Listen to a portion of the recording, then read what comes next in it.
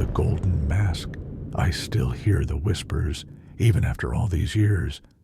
That night, I was the only one who saw him, the man in the golden mask. It was the time of Mansa Musa, the wealthiest ruler of the Mali Empire. Our city, Timbuktu, was thriving.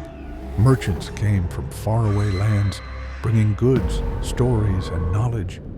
But with wealth comes shadows, and I learned that not all visitors came with good intentions. I was just a young apprentice, working in the Grand Library, tasked with cleaning scrolls and guarding the entrance at night. It wasn't glamorous, but it gave me a chance to listen to scholars debate the stars and the Quran. One night, as I stood at the doorway, I noticed a figure moving silently through the moonlit streets. He was cloaked, and his face was hidden by a golden mask that shimmered faintly in the dark. Something about him felt wrong. He wasn't a merchant. His steps were too deliberate, his posture too commanding. He moved toward the great treasury where the empire's gold was kept, guarded by the fiercest warriors. I should have looked away, but curiosity gripped me. I followed him, staying far enough behind to avoid being noticed.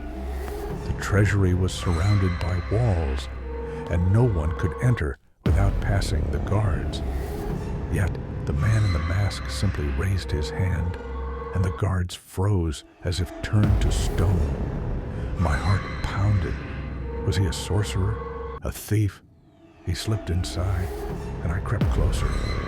Peering through a crack in the heavy wooden door, I saw him standing before the gold, a mountain of it, glinting in the faint torchlight. But he didn't take a single coin. Instead, he pulled out a small pouch and began sprinkling something over the gold. I couldn't see what it was, but the air around him seemed to shimmer.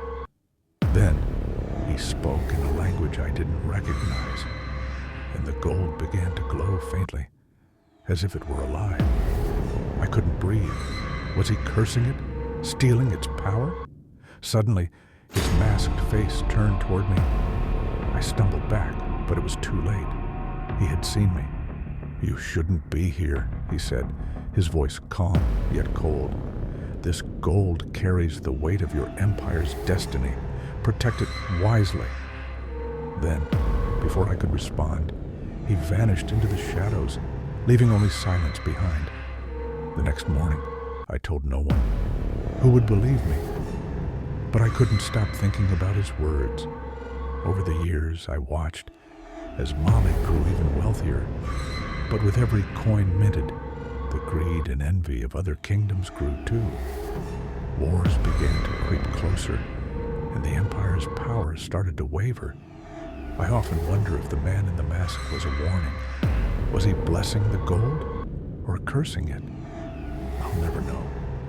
But sometimes, when I pass the old treasury, I feel a faint shimmer in the air, and I wonder if the weight of our wealth is heavier than we ever realized.